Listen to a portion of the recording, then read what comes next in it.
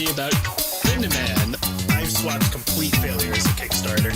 Star Fox Command is the first game that you get to be Anthony Birch. The first of many fuck yous. Like a fucking Looney Tunes? Suck. The only stipulation was behave yourself and keep your dick in your pants, and you have not followed through on that. I'll do the Michigan interrupt. Oh, looks like you got some hosier there. Oh, excuse me, feller. Well, looks like you got to get yourself some cheese curds down there for the Packers. Well, looks like you pieced yourself. Okay. Hey, Joe. Yes, Tad? Let me tell you about the Shock Jocks. Oh, that sounds frightening. That sounds frightening to my ego, my white male ego. I can't take it. So, Joe actually knows probably more about Shock Jocks than I do. Well, I listened to them. I listened to a ton of it back in the day.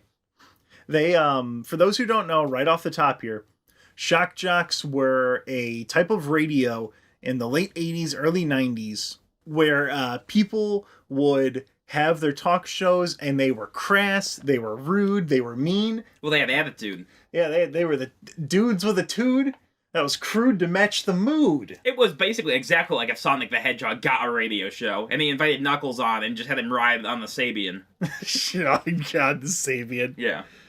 So what made me interested in this topic, Joe has been pestering me with O&A bits and stuff for a long time, but I realized that radio has kind of made a comeback in the form of podcasts, right?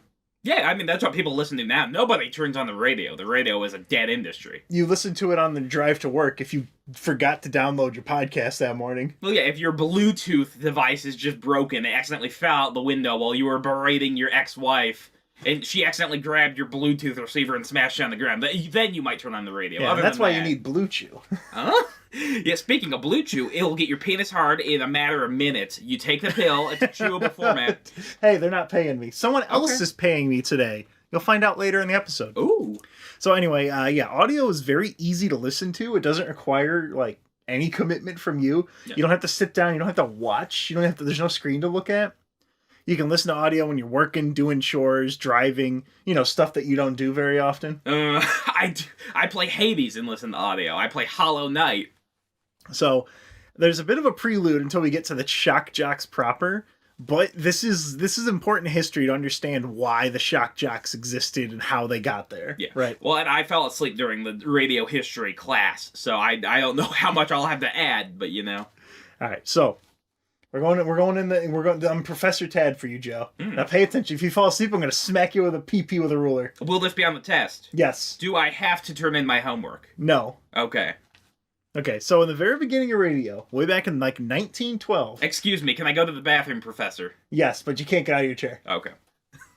The only regulations that the U.S. had was for sailing. There wasn't like any commercial or public access radio. There was no receivers. No one had a radio at home. It was just for ships to make sure they didn't fucking kill everyone. Lighthouse keepers. Yeah. If they had a radio in the lighthouse... that would have been, much better. Different movie. Yeah, they would just have been having a gay old time, as they say back in the 20s. Yeah. Instead of a gay old time. Yeah, they were dancing with each other and kissing. Yeah. The Lighthouse is a good movie. It's good. Yeah, Robert Eggers, it just came out last year. It was very good. Check out The Lighthouse. So when these stations did pop up, there was only a single frequency you could use. There was one radio station, which for those who don't know, with broadcasting radio, you tune into a certain frequency range, and that's where the receiver receives that frequency, turns it into the hip hop rags that you can cut a rug with. So broadcasters had to share this line. Disgusting. I hate sharing my cookies with my brother, so if I had to share a whole radio line with him, that would be disgusting. Oh, you guys would get up to so many shenanigans. Yeah. It'd be a regular Amos and Andy. Yeah, I'd just be like, hey Jake, come in my room, and then I just have a bucket of pee and I throw it on him. That's good radio. Yeah.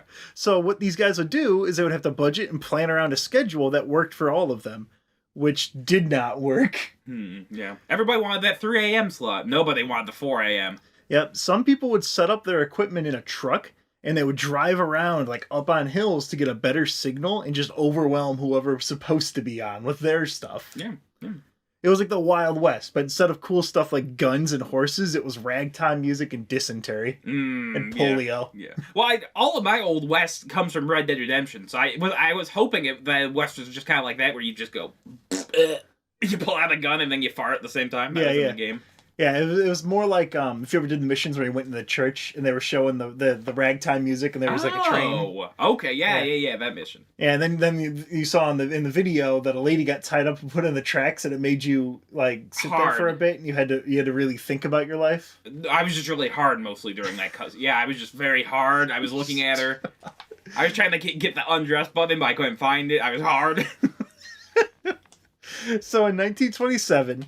The U.S. passes the Radio Act and forms the Federal Radio Commission, which turns into the FCC. Mm-hmm. Their job was to set the rules. So the government owns all the frequencies available for public use, and they license the right out to broadcasters for public betterment. Mm. So small stations started popping up all over because radio was cheap as hell. People only had to buy a radio once, and then they were good, and you could have as many people as you wanted listen to it. Well, it was like an old-timey TV where all that was public in the beginning, too. Yeah, we just got done putting our sons through the meat grinder in World War I, so people needed to fill their houses with sound. Well, you needed to be able to listen at the meat grinder factory. Yeah. Yeah. After you lost both of your hands, so you can't change you have to turn the dial with your feet. Yeah. Yes. So, radio for the good of society didn't make money. Right? So there weren't, like, a lot of stations that were actually doing well. I guess, yeah, they could just inform people not to lick the cholera. If you see cholera, don't lick it, please. So NBC saw the potential of radio and started buying up a bunch of stations. Cat. Under two... fuck the cat. Leave him out there. Okay. I guess I'll open it. Stinky fucking cat. Get in! Get in! Fuck him, slamming in his face. So radio for the good of society didn't make money. Okay, well, nothing that's supposed to better society makes money. That's like the issue with it. But NBC saw the potential of radio, and they started buying up a bunch of different stations under NBC Red and NBC Blue. They came up with original programming alongside like live bands and shit to sell advertising, to actually try and make money. You could just have like the home on the prairie, and it's just like sounds of wood clacking together because it's about the home. That's the sounds of the prairie are just crickets, and then the sound of like a whip. Yeah, and a gopher screaming. That's what they do whenever they die. It's just a sound of spousal abuse. Yeah. God damn it, Emily! How many times do I have to tell you to leave the pie on the sill? That's what they had for entertainment back then. Yeah. But actually, no, they had something better than that, Joe. Oh, what was that? NBC's best-selling show, or best performing, was a show called Amos and Andy, which is a radio comedy in which two white actors played the roles of black Chicago cab drivers. Oh, yeah. And they spoke exactly how you think they spoke. Yeah. Well, I believe an actor can play any race or creed of people. That's what makes us actors. See, I was willing to give him a benefit of a doubt, just like you, Joe. So I looked it up, and no, it was just a straight-up minstrel show. Oh, sure. It was them, like, bouncing around and having the heroic white man save them and make them, like, the butt of every joke. Yeah. Because, like, apparently this went until the fucking 60s, yeah. By the way. And then they demanded it be brought back for reruns up until the 2005s.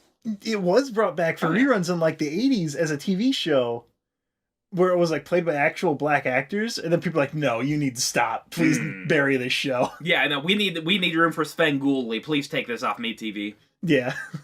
Radio dramas are really common because they were fucking cheap. Oh, yeah. Right? Yeah.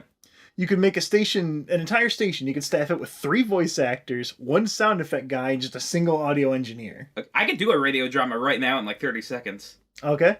Can you, Joe? Yeah. Here's a door open. Creak. Oh, please help me. I need to find my wife. Oh, your wife over in this room. Doctor, what happened to my wife? Oh, you have to get in there. My wife miscarried. What do you call this radio drama? I call it Boss, because he's the boss of the hospital. Oh, yeah, that's pretty good, Joe. Thank you. But yeah, I mean, like you just did right there, actors would play multiple characters in each show. Oh, yeah, because you could just throw your voice a little. You could be like, I'm the Elephant Man. Yeah, I'm the good doctor. You'd have people that are just like, man, I sure love being the Shadow on NBC. He'll flip his script. Yeah. I sure love being a harmful stereotype driving this cab. I sure love being a cowboy in the Wild West with my radio transmitter in my truck. I'm the happy chef. The shappy hef. Oh. Which one of you boys would like a toenail clipping in your food? Whack, whack, whack, whack, whack, whack. He's the candyman. Oh, and the Candyman can do whatever the Candyman pleases. So these shows... I heard you boys were looking for licorice. Liquor-ish. All right, so these NBC shows, Joe, they'd go live at like 5 p.m. Eastern. But because this was the old times, they couldn't just record it and then play it again. So the actors would have 3 hours while they waited for time to pass in like real time, like real world time. And then they would have to do the show again for the West Coast to be at 5 p.m. Yeah. So these 3 hours where they were waiting, they would go to a nearby bar and get fucking sloshed. Yeah. And then they would do the shows. And you could hear it. If you Google it around, you can hear it, the comparison between the shows, and they're noticeably drunk. Sure. Well, actually, in that documentary, American Movie, Mark Borchardt is trying to do a radio drama, and you can just see he is completely hammered throughout the making of that. You kind of have to be to work in radio. Yeah, and absolutely. podcasts. Well, your ears just go to shit, your voice goes to shit, you get all raspy, you're a raspy old You bitch. get gout of the throat. Yeah, absolutely. So, I mean, if you were really popular... If you're really one of these popular actors, you would record somewhere, go and get drunk, and then Orson Welles specifically was so popular that he had to do 3 or 4 shows in a day. So he would hire an ambulance to take him across town to different stations. Yeah, because you can just blow past the lights. That's the beautiful part of being in an ambulance. I learned that from my brother. You can just blow past all the lights. You don't have to pay attention to those. So Orson Welles is just, he's fucking recording his line. He's just pounding him back like an old West cowboy. Yeah. And he gets in the fucking ambulance and he's drunk driving. He smashes through a fruit cart. He fucking drives through a construction zone. He goes up on the girder. There's like that famous photo of all the guys sitting on the girder and he just fucking runs them over. Yeah. Because Orson Welles, he directed Citizen Kane, and then after that, he never got creative control over a single project he did again. Like, basically, it's just horrific stories of studios taking the movies that Orson Welles would direct away from him. So we would have got like 8 more Citizen Kanes from him, but instead they just took them all and burnt them. He's driving in his ambulance and he just hits an old man. The guy spins around. And he grabs his cane, looks at the camera. Citizen Kane. Yeah, well, it's like... I've never seen it. Is that what it's like? Rosebud. Rosebud ambulance. No, I was thinking he was just looking at some internet pornography and he saw a rosebud. Dude, that's so funny, Joe. Well, I'm like a shock jock. I am shocking and I'm jocking. Yeah, you're jocking all right. Yeah. So the government started getting worried, right? Because they're seeing all these bigger companies buying up a bunch of shit. And they're like, oh man, they're going to form a monopoly. Right? Well, that'll never happen. That can never happen in the U.S. That'll never happen again. Yeah, back in 1934, they at least pretended to give a shit about it, though. Oh. So they passed a law saying, you're limited to owning one network per medium. You can have one radio company, one TV company, one movie company, yada, yada, yada, right? Yeah. So, like, you could own Universal Studios, and that's the only movie company that you're owning. You cannot own MGM. You cannot own Paramount. DreamWorks. Yeah, you can't own DreamWorks. You have one. But see, then if that happens, we don't get the Shrek / like Hulk tie-in movie because they're both big and green and angry. Oh man, Big Green and Angry Boys. Yeah.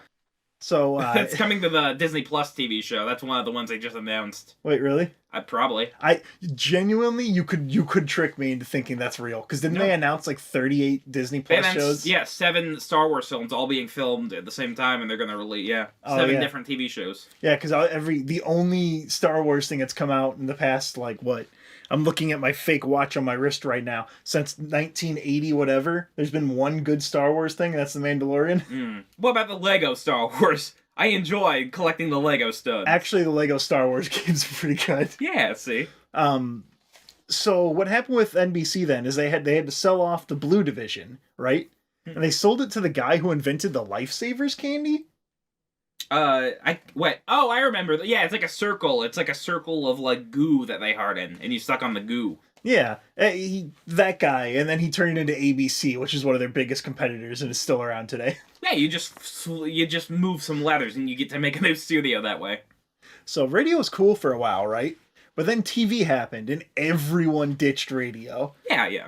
Unless you can have, you can have film now. You can have like sight. Yeah, you know what? Honestly, I think television's a gimmick, Joe. Don't think it's gonna last. Yeah. Like much like smell-o-vision, I don't think TV can last past the millennium. So unless you were some Igor-looking Buscemi boy, there was more money to be made in television than radio. So most of the big people just left, right? Yeah. People weren't interested in radio programs at the time because TV just had better versions for the most part. Like Gunsmoke was a radio program, and then it went on TV for fucking 20 years. Yeah, they had to describe shooting a Native American instead of just showing it. Yeah, they just had to describe, I'm committing acts of passive racism by treating this man as less than human. Yeah. Like, but now we can see it. I accidentally shot the Native American's child, but I'm going to offer him a blanket in exchange. Joe, were you the one that showed me that video of the pipeline people that walk up to the Native American tribe? Oh yeah, they had some water and tobacco. Yeah, they just went to a gas station and they picked up like some Pall Mars. No, something. it was 2 packages of cigarillos and a 24 case of water. They're like, "Will you please let us build a pipeline through your land and poison your water and ruin your way of life?" Yeah. And they're like, "We don't want that package. All that packaging is just going to end up in the river. We don't even want that." So yeah, radio couldn't compete, right? So they had to start cutting costs because already you don't make a lot of money with radio. It's fucking free. Yeah, free. yeah, for the most part, yeah. The only way you make money is you can do live reads through people. Yeah, you do live donation drives, or you sell advertising, or you sell merch. That's really it, or whatever. Yeah. I really wish I had like a Rise and Brine bumper sticker that I could just put on the back of my car, and then people would honk whenever they see it, and I would feel big and important. Get a bumper sticker that says "Wow, Bob, wow." Yeah, whip 'em out Wednesdays. Bob, whip 'em out Wednesday. Whip 'em out, Bob. So, radio was kind of suffering. It was hemorrhaging until rock and roll, right?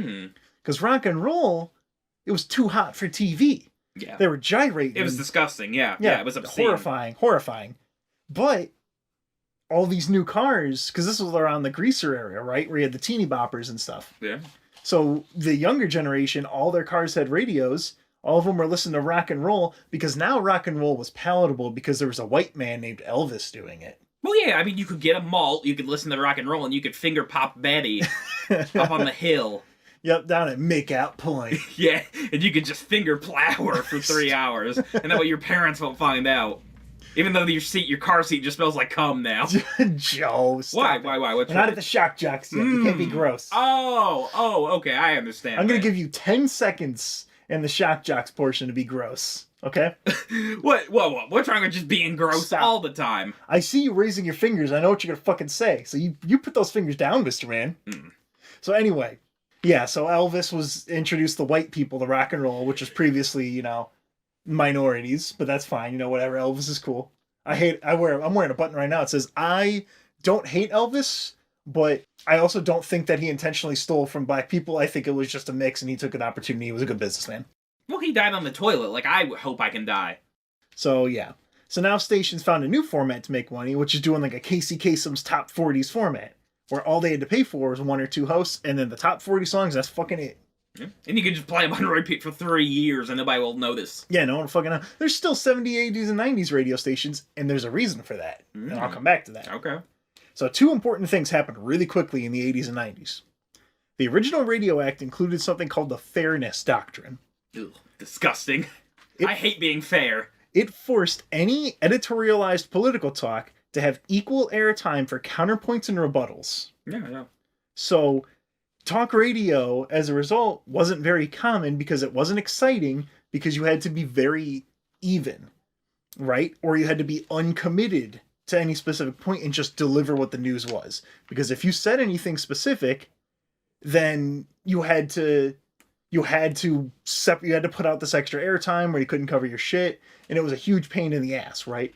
Because if you just said Ronald Reagan fucks little boys, well, now you got to contact Ronald Reagan. You got to give them an opportunity. You got to clear some airtime for him. You have to contact the boy that he fucked and bring him on the air. Exactly. Yeah. So you have to, and if you don't do that, the FCC just slaps you with some fines, right? And profit margins are so thin, and listenership and income was so low that it wasn't feasible to do it. It just wasn't worth it, right? Yeah, oh yeah, definitely. But in 1987, wham bam, it's taken out. It's just removed. It's gone. So now you can say Reaganomics is bullshit, and you don't have to back that up. You don't have to get a Reaganomics professor to come on here and explain. It's like how right now with the Twitter stuff, where it's like, this claim is disputed. Yeah. That's not a thing. The thing I like about trickle-down economics is that you can just stand on top of your bed and make the money trickle down on the woman you're paying. Oh, wait, actually, no, that time... You know what? Look at Joe. He's doing transitions. Yeah. Talking about peeing on women. Yeah. Because right now, we get to a really cool part of history where Bill Clinton fucks the American people like he fucked the little girls on Jeffrey's Island. Yeah, I mean, he was on that plane 28 times, but that's okay. So he passes the Telecommunication Act of 1996. Ostensibly, what this act was for was it forced companies to share the infrastructure for telecommunication stuff. Share power lines, share internet lines, share phone cords, all that stuff. And again, I don't even like to share my cookies with my brother. If I buy a thing of Oreos, a family-sized thing of Oreos, and my mother says, you have to share some of those with your brother. You'll just take them and throw them right in the toilet. Well, I slap him in the back of the head and say, you didn't hear nothing about that cookie. You didn't hear nothing from Mom. What you do is you take 2 cookies and you twist them off and you just give him the cookie part and you eat the icing. Yeah. I'm gonna put your head in a vice, Jake. I'm gonna put your head in a fucking vice. You just take the cookies and just slam them across him and squish his head. Yeah. And he's an idiot cookie sandwich now. Yeah. So what this was supposed to do, Joe, right? Was it supposed to lower barriers for more companies to enter into the business, creating competition and lowering rates? Yeah. Right? Doesn't that sound like it would happen? Even though that's literally never happened ever with any government legislation? Well, I mean, the thing I love about is whenever we give a company even more power, they have to act in our interest and not the shareholders. So there's this one little insignificant, tiny little thing in this. No big deal, don't worry about it. The act just, removed the cap on how many companies you could own in media. That was nice of them. It also made it illegal to send porno to children on the internet. Now that, I do have an issue with that. Not because I'm an archivist, you see. It's not. I thought you were going to say it was against your free speech not be able to send children pictures of your penis. No, I'm an archivist. So if a child says, like, hey, I really want to watch Blue is the Warmest Color, that just has, like, a 7-minute long lesbian scissoring scene, I as a media archivist, I have to give that to them, I believe. No, you can archive it, but you don't have to give it. I do. You're not a librarian. I have to share this media. I do. You're not a librarian, Joe. Well, I'm always shushing children in my Discord server. That is true. Yeah, I say, shh. Thank God you're shushing him and you're not talking to him as admin in your Discord server, Joe. We'd have a very different conversation. Well, I have a little... I'd have to bring up, Joe, this Telecommunication Act. Oh, okay. Well, I have in the notifications and the welcome thing, there's just one picture and it just says, shh, you're in the library. And there's a picture of a bottle of pee. The spray bottle. Yeah, and they're gonna get it. They're gonna get it all right if they act up in my server. So yeah, this act passes and we went from about 50 major media companies to like 5. CBS, Disney, AT&T, Viacom, Comcast, which are roughly the ones we have now. I don't know. I'm sure there's some mergers, some different fucking names. I don't know. But we definitely have less than 10 companies that control all forms of media now. Thanks a lot, Slick Willie. Well, I mean, Disney's going to own everything coming up, so it doesn't really matter that... Like, why bother having different companies with different viewpoints when we can just have one that we can listen to?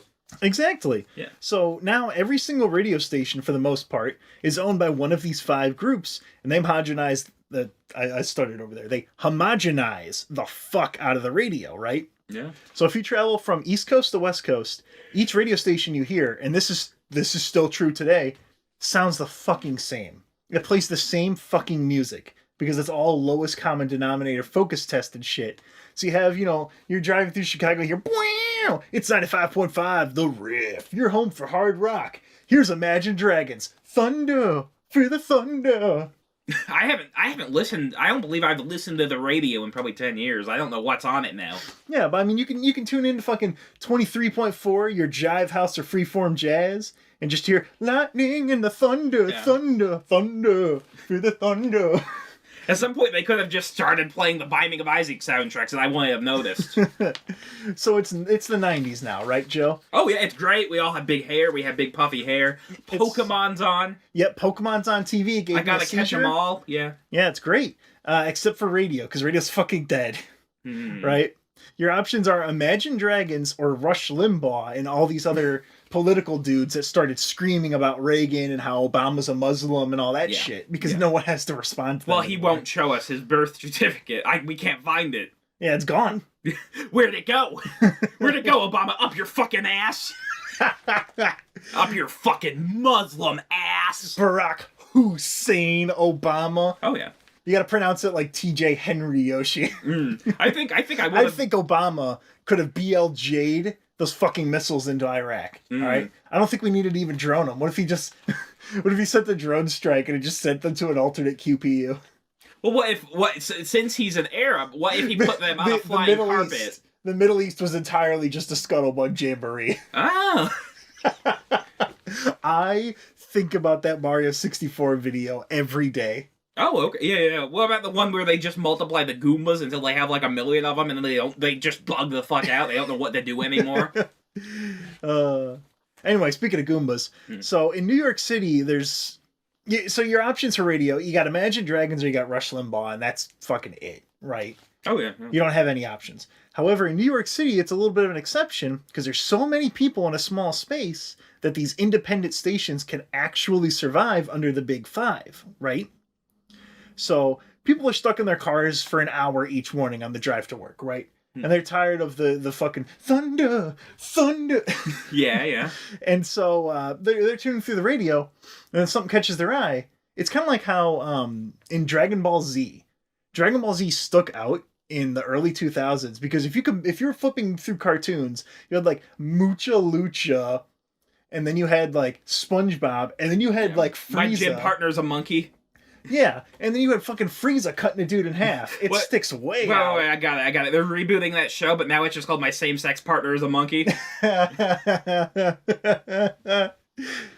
So these smaller stations knew that people were looking for something new. So they decided to take a risk. And they put on people like Howard Stern, Opie and Anthony, Ron and Fez. Oh, yeah. All these fucking... I'm a caller. I'm going to be a great Ron and Fez caller. They put on big-ass card holder, 9605. Don't know these words. I got my big-ass card. Okay, Joe. Remember, we talked about shouting. You're going to get whacked in the pee-pee. Don't... I'll be quiet, but I don't want my Stop it. Joe, I'm going to fucking rock you. I don't... Let me finish this fucking paragraph. I feel like I'm in fucking Trailer Park Boys. Yeah, what? I'm just Bubby? I'm Julian and I'm holding my fucking tumbler. But you keep taking my cats, so that's not fair. So, these dudes that they put on here, Howard Stern, don't get excited, Joe. Opie and Anthony, Ron and Fez, they don't give a shit. Right? They will fucking talk about anything, and that catches people's eyes. They're out there, they're pulling pranks, doing skits, and being genuine pieces of shit each morning from 9 to, 11 or whatever. Yeah, it's a cool new segment where we just dump mayonnaise on the homeless. Exactly. These dudes are the Shock Jocks. Oh, and speaking of Megacorps, let's go ahead and do that ad read. Hey, Samurai. Yeah, you. I know an edge runner, and I see one. You've got your face, your deckhead, and a couple of Moris for your next run. But you ain't no gonk brain, right? You know the score. Eddie's up front before going dark. And you know that you should jam it to Jacked, a real play cyberpunk RPG podcast. Brought to you by friend of the show, Asterios Kokonos. Listen in as they tackle the mean streets of Bay City in the faraway future of 2013 in the original pen and paper cyberpunk RPG. Let's get jacked. We're getting jacked. Cyber connection.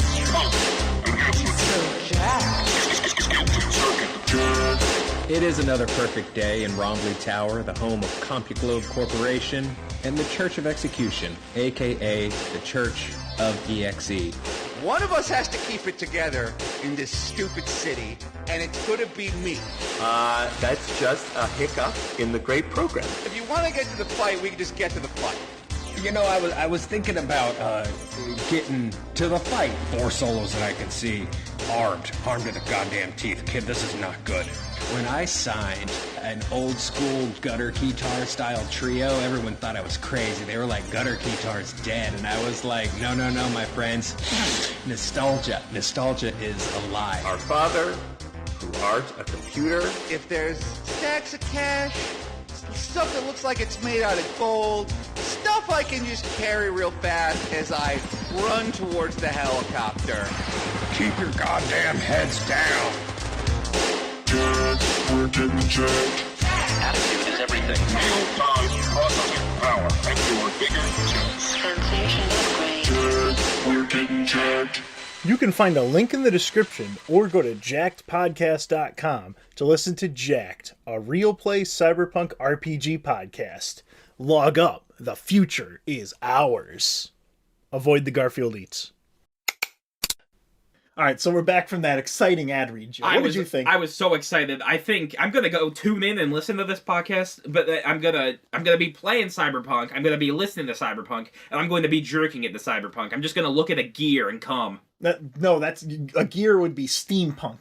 You'd be looking at a cyber gear. I would be looking at my cell phone. I would take the back of my cell phone off and just look at the innards of my cell phone and come. Exactly. Yeah. Yes. Okay. So the 80s and 90s were the start of the politically correct PC culture, right? Mm. Society was shifting to be more accepting of... Let me finish this sentence. Okay, that's fine. That's fine. I'll fucking rock you. Okay. More accepting of ideas and concepts that scared some people. Go ahead, Jim. Well, the only kind of PC culture I like is IBM versus Mac. That's the only kind of PC culture I like. Yep. So there's a significant amount of people that were frustrated at the world changing around them, right? Well, it's scary. It's very scary. They felt alienated. Like, I don't know what's right anymore. I feel like no one is voicing my opinion on what the current situation is. And golly gee, Joe, doesn't that sound real fucking familiar? Doesn't that sound like the reason why Donald Trump was president for 4, maybe 8 years? I don't know what he's going to do. He's going to demand to be president again. He's still got half a month, so I don't fucking know what's going to happen. It's 2020. He's just going to start trying to pass legislation that says, Donald president now, and that's just the name of the bill. they're gonna, Mr. President, you need to leave. He's just gonna go limp. Yeah. Oh, he's gonna be like a big Shiba, and they're gonna have to try to remove his 240-pound bloated body. Oh, fuck. So, but these shows, one of the reasons that they would appeal to people is that people that felt like they weren't being heard, people that felt like they're tired of the corporate mush, they're tired of not being able to say what they want, for better or for worse, because we're going to talk about some of the shit that these people do where they really shouldn't have. That was not cool. I do not believe in free speech jail. You will not send me to free speech jail. But these things are like an audio form of the id. You know how there's like the id, the conscious, and the subconscious? Super ego, and the ego. Yeah, you know all about super egos, don't you, Joe? No, it's just, it's a superhero form of Joe Buckley, and I'm just flying through basically the sky, just like pooping on people. I remove my trousers because you think you're so much better. Yeah. But yeah, I mean, these people were gross. They were crass. They did mean, awful things to people. They were a bunch of fucking jokers. Yeah. They were everything that was opposite of what the status quo was. They were, like you were saying, they're flying through the air and they're pooping all over the airwaves and saying, fucking deal with it, FCC. Fuck you. What are you going to do? Fine me? Sure thing. Cool thing. I'll write my fucking station. I'll write a check for $10,000 because I'm bringing them in $20,000. I don't give a fuck. Yeah. Shock Jocks are like the bad boys of radio. As cringe as that I very rarely use the word cringe, but bad boys of radio is kind of lame. They're like Shadow the Hedgehog. I mean, what's wrong with that? Oh, they're so cool. I hope Ron and Fez have a gun. They have one gun that they share, like a child, and he gets them for one weekend, and then it never gets to go to Fez's. Right. Or when it goes to Fez, they take the bullets out. Yeah, because he might shoot himself. Fez might shoot his brains out. No, Ron and Fez had a cowbell that they would sometimes throw at the interns. I mean, these dudes, so they do skits, do some bits, go a bit too far. The FCC would find their studio. They get bad press. More people tune in because they're like, yo, what the fuck is what's going on this channel? And then they repeat the cycle till the studio kicks them out and decides they're not worth it. Another studio decides they are worth it. They join that one, bring their fans, and you just keep repeating this. Oh, yeah, because, I mean, every time they got one of these shock jocks to get fired, somebody else will just snatch them up because they're worth money. It's like the Venture Bros when it recently got canceled by Adult Swim, and HBO was like, yoink, thank you. Well, we still never got Moral Oral season 4, Yeah, and I'm that is sad. disappointed. Yep. You still got 3 seasons though. We got 2.5 seasons because they cut the 3rd season in half because they Oh. decided it was too. It was too dark. Yeah, Claymation's too expensive for all the animating. it was too dark to show on TV. All right, Joe. So now you get. Tell me some of this. So this is Joe's forte. This is we're gonna go through. We're gonna read off some of these greatest hits of the wacky, crass, nonsense bullshit these guys have done. Yeah, yeah. Like while Joe pulls it up, I'll give you guys some of the ones I got here. Like these Shock Jocks knew how to cultivate a fan base, right? One of my favorite ones was Bubba the Love Sponge. He's a real piece of shit, grade A fucking asshole, but he knew what to do. He called his fans. Have you ever heard a man with a name Bubba and he's a really cool guy? He's a real stand-up fella. Yeah. He teaches kids in the inner city. Teaches them swear words. That was like my Boy Scout counselor. He never molested me. He taught me how to say fuck and pee on the fire, and he was cool. That's pretty cool, Joe. Yeah. Well, yeah, like he called his fans Bubba's Army. O and A would do stuff like whip They them were the out pests. Wednesday. The O and A pests. Oh, God, that is a really good name. Yeah, they're pests. Do you know what Howard Stern's fans were? No. I never listened to Stern. I was Stern an O&A is- and Ron and Fez guy. I've listened to a bit of Stern. Stern is going to be underrepresented in this one, sadly, just because me and Joe don't really know Howard Stern. The I know that issue- he's a big fuck. He's the big #1 big guy. Yeah, he was the biggest. The issue with Stern is he did all his radio in the 90s, and by the time I was listening to this, I was listening to the peak of the mid-2000s Ron and Fez era and Opie and Anthony, he was an old, boring grandma. Yeah, he was back like then. someone described him as a dollar store rock star, and he kind of looks like it. Yeah, He well- looks like if I He wanted looks to like get Ozzy Osbourne got fucked as a child. Ozzy Osbourne from Dollar General. He was the king of all media. Yep. So I'm gonna give Joe a little bit. I'm gonna buy him some more time. This is how they do it on the radio. Well, I got my list. Yeah, I got my list. 97.1, The Eagle, Square, in Fort Worth, Texas. The host Rusty Humphreys attempted to sneak a toy gun, toy knife, and fake grenade on an airplane. Yeah. He actually succeeded. Yeah, it's so easy to get weapons on board a plane. They don't check any. The TSA is useless. It's completely worthless. Knowing someone who works in the TSA, yes. Yeah. So he was charged with fucking terrorism because he succeeded. It was dropped down to a misdemeanor because it was 1991. If it was 10 years later, this dude would have been RoboCopped. They just will have tossed him in Guantanamo and started playing the Teletubbies at like 140 decibels and raping him. That was a big issue in Guantanamo. Yeah, they love raping. That's awful, yeah. Yeah. So Joe, go ahead and give me some of yours. We're gonna go back and forth and pepper in some of these greatest hits. Okay, so this is a tale from the IGM video game forums. Yeah, prime time for Radio Shock Jocks. Yeah, they love discussing this. You got something from Game Facts?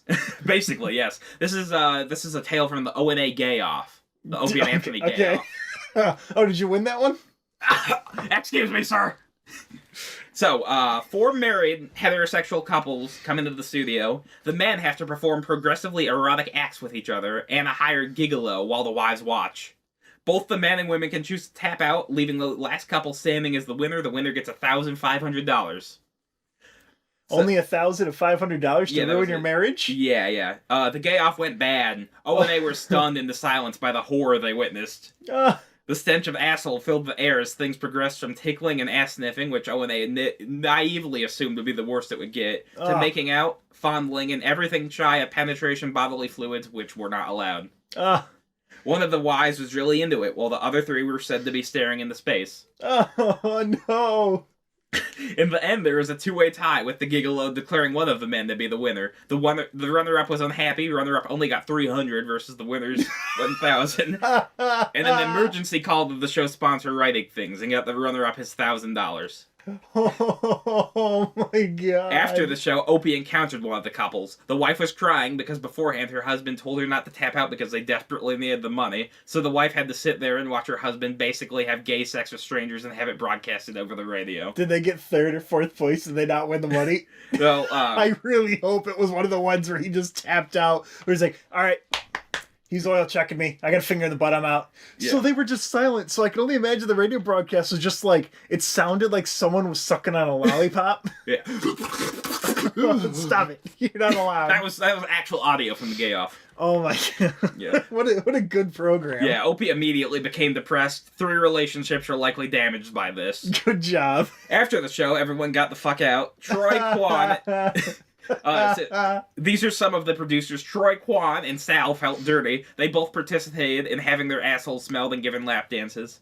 Opie and Anthony were disgusted. Anthony described it as horrendous, and Opie was Twitter silent for several hours afterwards. Oh, hours? Yes. What is he, like Spoonie? Is he like Trump? Where he just never fucking gets off Twitter? Yeah. Oh yeah, Opie loves his Twitter. That's the only thing he has. Yeah, it is now. Yeah. I'm gonna spoil this for some of you guys. Most of these shock jocks do not have like super happy lives. No, unfortunately not. E-Rock almost quit the show over it, and primetime Sam Roberts thought it was great and should be an annual thing. Sam Roberts was the one. Joe was showing me some of these a couple days ago. There's one where they had Bobo. Yeah, Bobo, yes. A mentally challenged individual.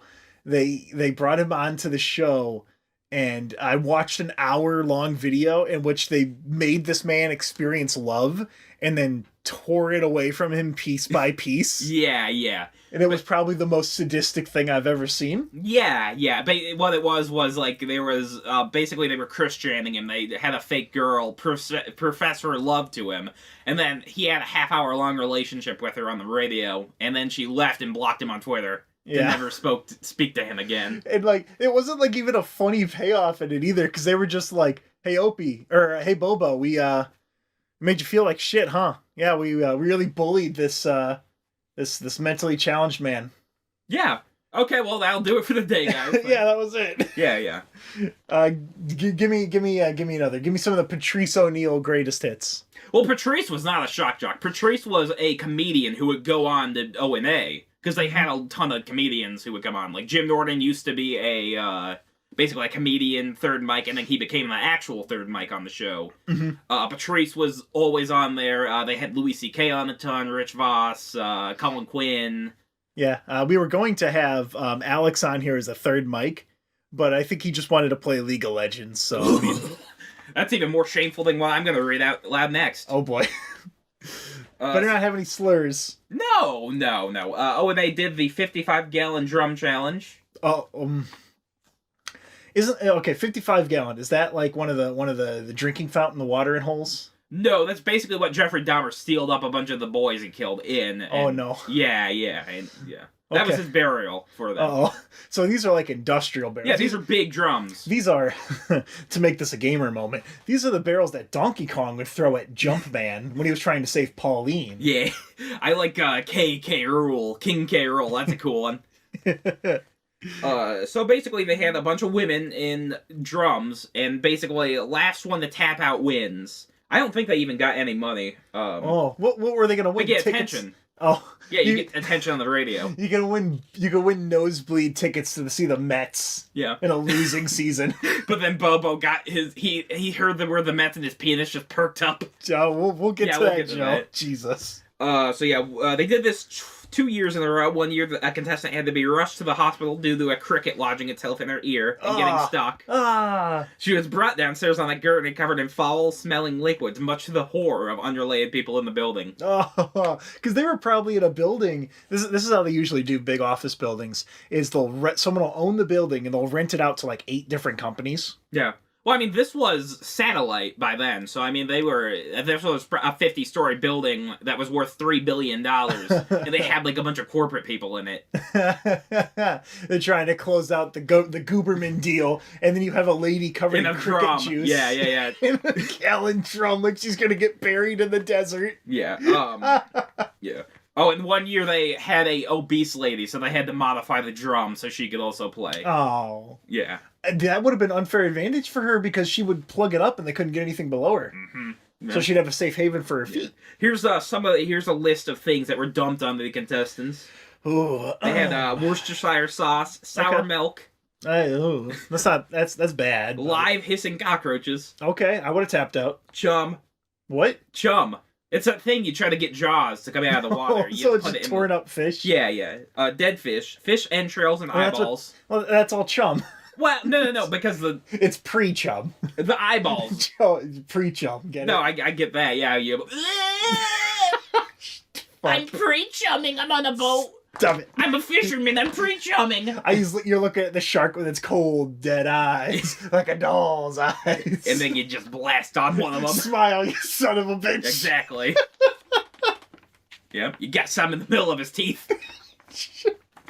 He's gonna show you. I'm gonna show you why they call me Jaws. Yeah, I was removed from Universal Studios because I was trying to cum on the big Jaws mannequin. I actually went on that ride. It was kind of fun. Well, that's broken now. Nobody gets to go on that. They keep removing it from the studio because it breaks down for a year at a time. Yeah, it's in water. Yeah, it's horrible. Yeah. All right, so then they dumped beer, water, and honey, applesauce, Aunt Jemima syrup.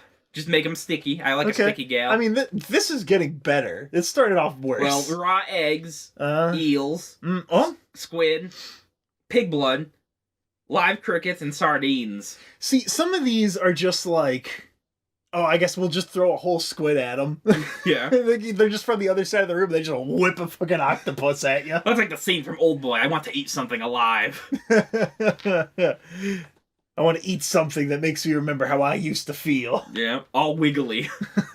I remember when I was wiggly. I got a fun story here. Bubba the Love Sponge, he was in Tampa, Florida, right?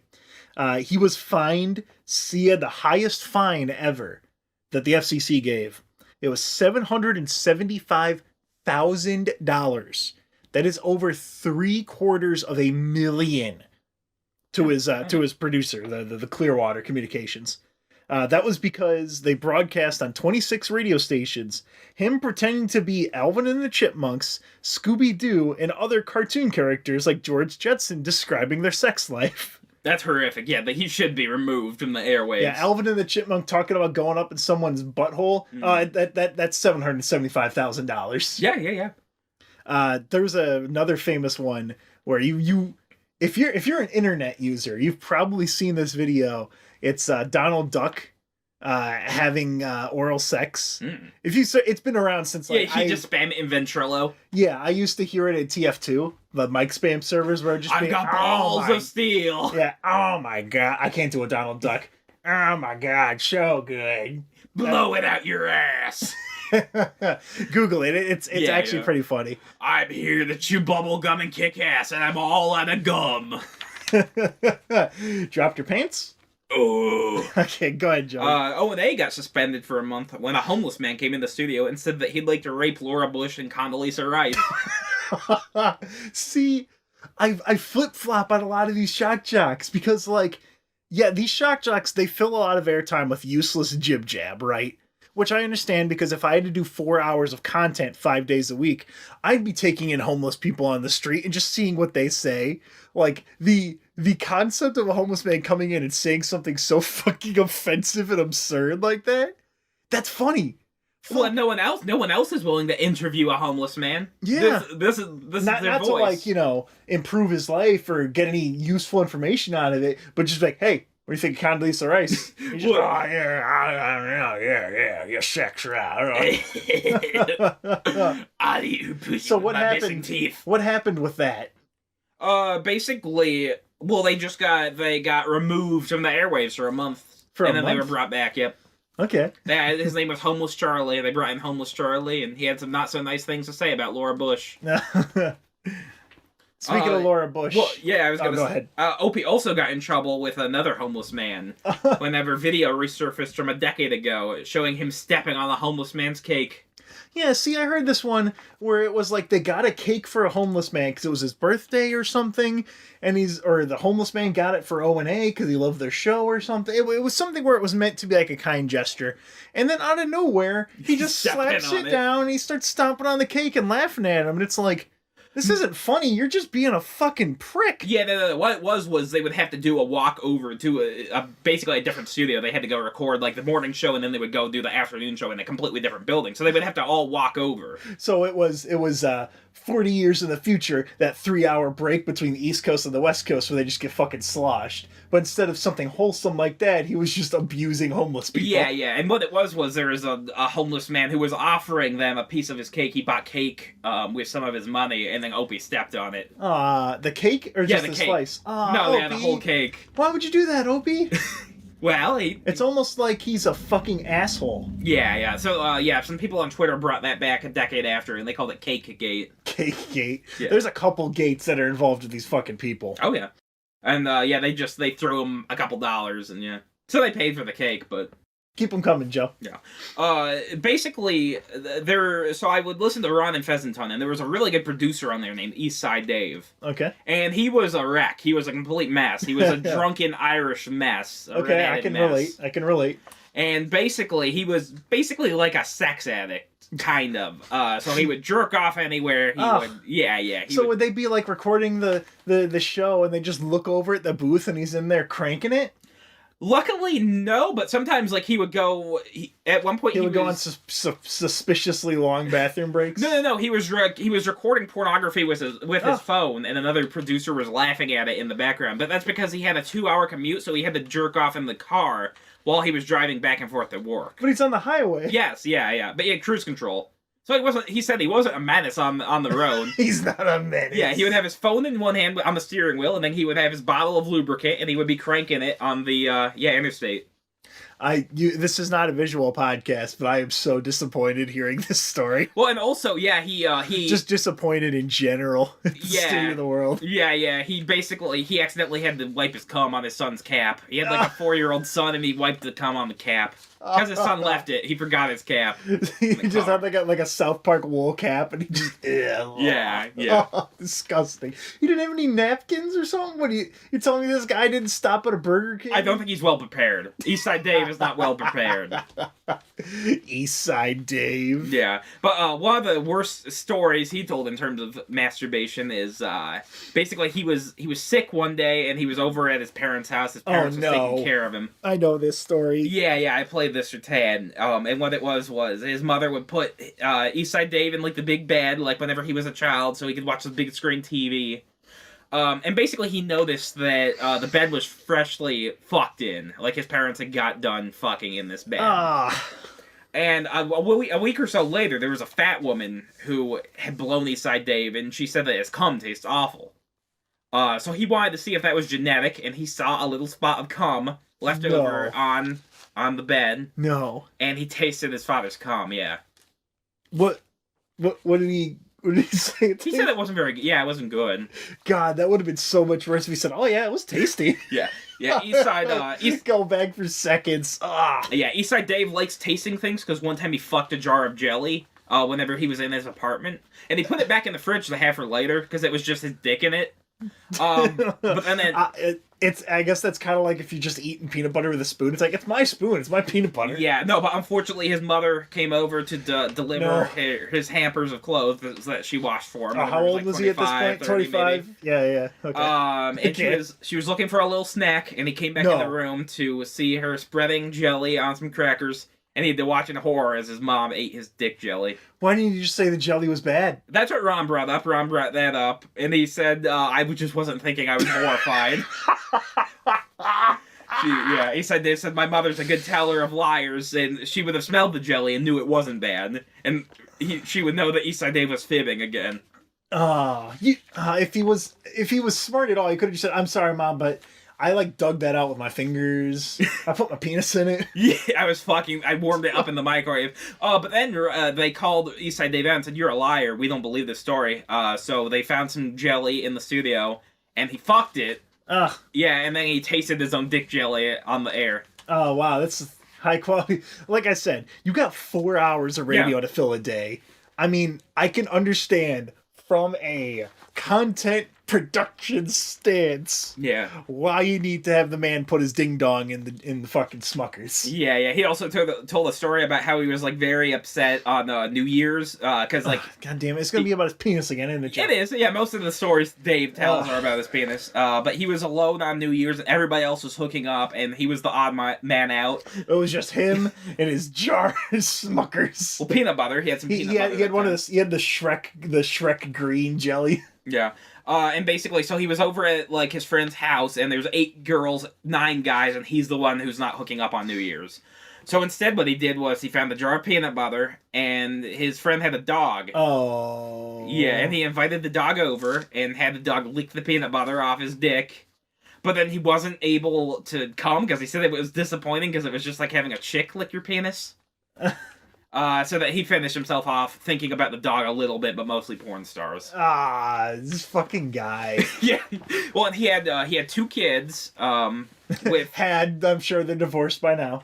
Yeah, they are divorced. He married a woman that he knew for about 6 months. They did it live on the air. They did a wedding. That's good. And then she ended up. Who did? Was it Ron and Fez. Yeah, it was Ron and Fez. So Ron and Fez officiated.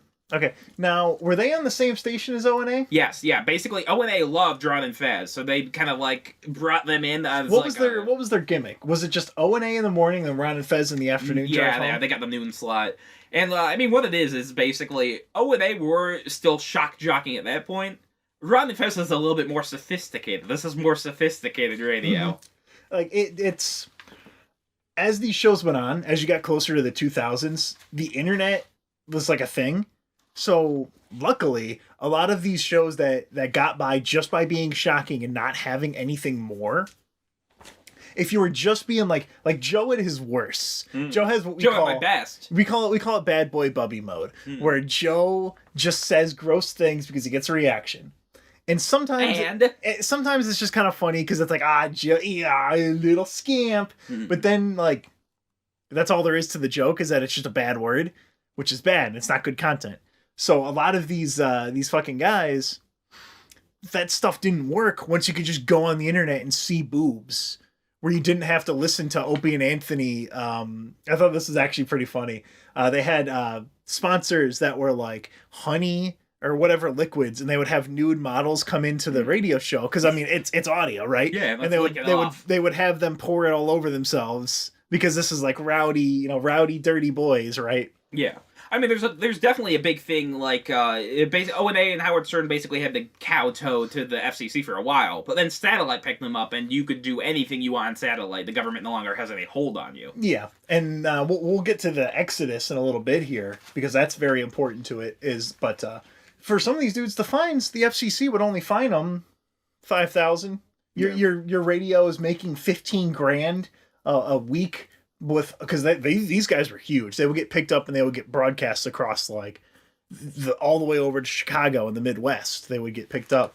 Yeah. You probably, if you've ever listened to the radio in some of these places, you might know Man Cow Muller, names like that. Anyone that's got those kind of names will usually be the shock jock adjacent, at least, right? Yeah. So, but as I was saying, the ones that were just shock fell away as the internet came around. And so you had to have something else. You had to have a little bit more. Some people went the wrong route and they just made it more and more bite until they get, fired for doing something that's just abhorrent. You could just kill a chimpanzee live on the air. Yeah. Bubba the Love Sponge got in trouble because someone in the parking lot found a wild boar. Because I guess there's just boars in Florida. Oh, yeah, it's awful, yeah. I thought that was like Texas and like desert landscapes. I think they migrate. I think they're basically all over the South now at this point. But they executed it and then they slaughtered it and they made a barbecue with it live on air. Sounds tasty. And he got in big trouble for that because he was playing like hog feeding noises. So it sounded like the thing was suffering. Yeah. But really it was it was an air gun. So I'm from the Midwest. It's not like super uncommon for me to see like a deer that's hanging, where like the blood's draining out and stuff. Like that's just a thing that people hunt for food here. That's just like a thing you can do. I've seen a video. I've seen a video of a man doing a buck chug. Ugh, don't tell me about tell me some more of these greatest hits that you got here, Joe. I've got, if you want, we can play a little bit of audio. Oh boy. Okay, what is this audio, Joe? This is Basically, there's a woman named Stalker Patty. She got that name because she was stalking Opie. Okay. I could have used my context clues to figure that one out. Yes. And she was homeless for a while. They would let her sleep in the studio. But she was a mess. She was like a... She was started too early. Yeah, she was basically like a 50-year-old mess. She was a virgin, never had sex. She was just a weirdo. I don't like where this is going. Well, yeah. So what happened was she was $2,000 behind on her rent. So they decided This better not be nasty, Joe. No, it's not too bad. They decided, okay, well, we can give you the money, but you've got to crawl around on the floor naked, blindfolded, trying to get the money out of mouse traps. Oh no. Get her on all fours. Oh no. Patty, here's the deal. You hear my voice? All right. Sounds like somebody's grandma. Did Jackass steal this bit? Maybe. Because wasn't there a Jackass bit? There is a Jackass bit where they're going around in mouse traps. Maybe Jackass 2. Oh no. Oh, I'm so scared. I don't like this. Yeah. $2,000, Patty. It's two. I thought it was $5. No, $2,000. Oh no. Yeah. Come on.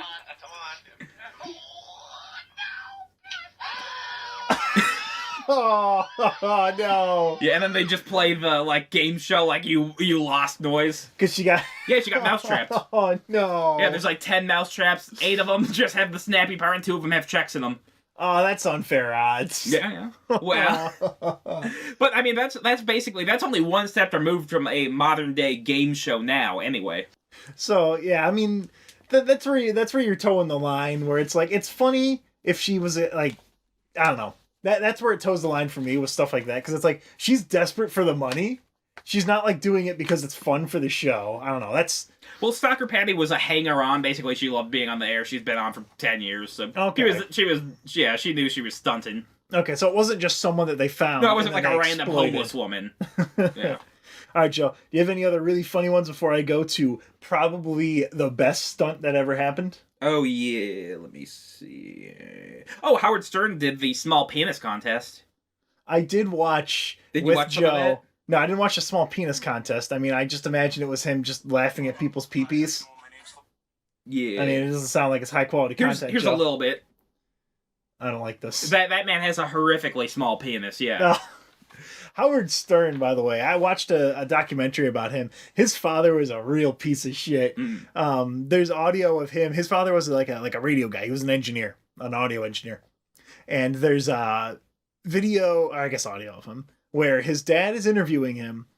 And the kid's Howard Stern is 7 years old. He's in a radio studio. He wants to talk into the microphone. He wants to be goofy. So his dad asks him, he's like, now, how do you feel about the U.S.'s presence in the Middle East? And Howard Stern's just like, well, I think that other people have different opinions. They should respect it. And his dad goes, stop it. What's wrong with you? Stop acting like a little retard. Yeah. Oh, yeah. And Howard Stern, he was a little retard all throughout his career. And then it turned him into a mega star, right? Yeah. So, I mean, maybe it works. Oh, Howard Stern is probably worth $8 billion.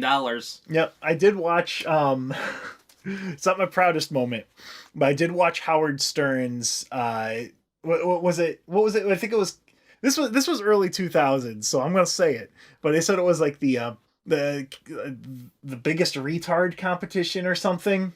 Oh, it's or test your intelligence or something. Yeah, it was like a game show where basically they brought on 2 mentally challenged men, and they asked them questions like, how do you spell red? And what's the number in between 2 and 4? Yeah. And some of them, some of them really, really struggled on that. Those are hard questions. And I shouldn't have laughed. Howard Stern can be described as, I should not have laughed, but goddamn, it was really funny when he asked them the same question 3 times in a row and they kept getting it wrong. Well, again, what's really the difference between that and Family Feud? What's really the difference between that? I think he played Family Feud music or something. One of the people on the show, one of the contestants was talking about Family Feud. So I mean, there's layers, okay? Yeah, I mean, all these people do is they just go one step above, basically whatever we're currently at. They go 1 or 2 steps above it, and that's as far as they go. Yeah, it's just basically being as cruel as society itself is. Mm-hmm. So yeah. I'm going to tell a story here about Bubba the Love Sponge and how this dude's wild. So, okay. Bubba the Love Sponge, he was a DJ from Tampa, Florida, right? He worked at 93.3, The Power Pig. Oh, that was also my nickname in high school. And man, Bubba got into some shenanigans. So you remember the Hulk Hogan sex tape thing? Yeah, that was big. So he was good friends with him, and he was like Hulk Hogan was his best man at his wedding, and I guess he also just let him have sex with his wife, which, as you do. I mean, whatever. I mean, it sounded from what I heard that they were both like okay with it, so whatever. I mean, it was consensual. Like if I knew a wrestler, like if I knew Andy Kaufman and he wanted to have sex with my wife, I'd probably let him. I'd probably let him smash a chair over her head. Yeah, it sounds like everyone involved is okay with it, right? Yeah. So what happened was allegedly someone broke into Bubba's office and stole the tape and then sold it to Gawker Media, who ran the story, because Hulk Hogan talks like your grandpa in it. Where he's talking about like black people and he's talking about gay people. That's his post-cum talk. Yeah, and he says some bad things, right? Yeah. I mean, it was. I haven't seen the tape. I would watch Hulk Hogan fuck, but I just haven't seen Joe, the tape. I'm gonna fucking slap you. What? I mean, it was probably Bubba or his wife that sold the tape, because they were at the end of the tape. They're like, well, if we ever need to retire, we got this tape for it. Yeah. Which I'm pretty sure Hulk Hogan did not know that he was being taped. Yeah, but, who knows? I mean, maybe Hulk always wanted to be in a sex film. I mean, he's probably been in several. Yeah. But anyway, that was his wife in that story. You know, when Hulk Hogan sued Gawker and they went into the fucking dirt. Yeah. Because they published a story and he got him for defamation because they didn't have any rights to publish it and yada yada yada yada. I mean, that's the thing. Like, it's not illegal to dox people, but it is illegal to blackmail people. So if you want somebody's info out, just publish their info, and they really can't do anything about it. Bubba was also in a legal dispute. So I mentioned it earlier. In 2001, he slaughtered a wild boar someone caught in the station parking lot live on air. He thought it'd add to the ambiance to play audio of pigs feeding over it, making it sound a lot worse than it really was. Because, again, pushing the envelope of what's acceptable. Yeah. It was, some people were really, they tuned in, they're like, holy shit, this is actually fucked up. So the state's attorney charged him with animal abuse. And I mean, the charges were dropped because once it came to light that it wasn't, there's no animal abuse. The thing was, it was slaughtered. It was a hog. It was a wild hog. That's what happens to these things. Oh, but the government pays you to kill them. Yeah. You can get paid like $50 a head to shoot these, pigs. They are monsters. That fucking meme that was, I don't know, was it last year, earlier this year, where it was like 30 to 50 wild hogs and you would need an AR-15? That's legit. They will kill your children within 13 seconds. Well, that's what they say. Beware a man who owns a pig farm. Yep. They'll eat anything. They'll eat a corpse. Yeah. They can skin a man within 20 minutes. Like a piranha. So it was dropped, right? There was no extra charges, but Bubba was really fucking butthurt about it. So 7 years later, remember that these guys get fired, rehired, exiled to satellite radio. No, they get exiled into the desert. Yeah. They have to go walking along the desert to get back on radio. So he's at like a different radio station. He hops all over. He's talking about the barbecue segment in an interview, and he accuses a different radio host, MJ. He says that, that whore wife of his was conspiring with the state's attorney to get me for animal cruelty charges.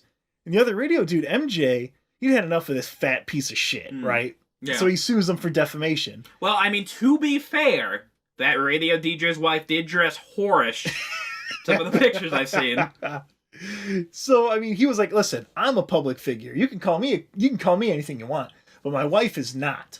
So that was his case that he brought up against him. Yeah. So, Bubba burbled out his fat white man rhetoric to his fans. We are seek and destroy. I will not be happy until we have an MJ funeral in the streets of Tampa. Seek and destroy. We don't put people down. We break their necks. Yeah. Well, it's like the Bundys who were like, they were fighting because like they had to pay a $10 like cover charge to have some cows graze on some public land. They thought that was unconstitutional. So like they got like 300 white men with AR-15s, and just the government it on one side of a line and them on the other. And if either side crossed it, there was just going to be a firefight. So Bubba's fans went out and were actually harassing MJ and his wife. They were shouting at him at a street. One of them sideswiped their car in the fucking highway. Yeah. They were throwing shit at him when they were out to dinner at a restaurant. Just throwing mayonnaise on the poor woman. Yeah. They were treating her like it was like the 55 gallon drug challenge. They were throwing squids at her. Yep. So Bubba's lawyers were like, listen, buddy. Okay, listen. I'm not responsible for what my fans do. Yeah, that was what they said. They're like, we're not responsible for what the fans do. And MJ, he's been in trouble with the law just as much as Bubba. And his wife does dress his a little whorish. Apparently for Thanksgiving one year, MJ lifted a huge turkey with a crane and dropped it into a studio van full of boiling oil. And you'll be surprised, Joe, it burst into fucking flames and almost burnt down half the town. Oh, okay. I never thought that oil could catch fire. I thought that was impossible. And then MJ shot back where he was accusing Bubba of taking bribes from businesses. It's called like cajoling or something. Yeah. And I mean, like, if you talk on the radio and you can like get free food from a restaurant, if you just say like, "Hey, I love Burger King," and then like they bring in 50 Burger King burgers, the Burger King himself appears and puts a crown on your head. Yeah. Makes you feel like a special birthday boy, Joe. Yeah. I mean, Ron and Fez would do that all the time, where like local businesses in New York would just bring them free food and they would mention the business.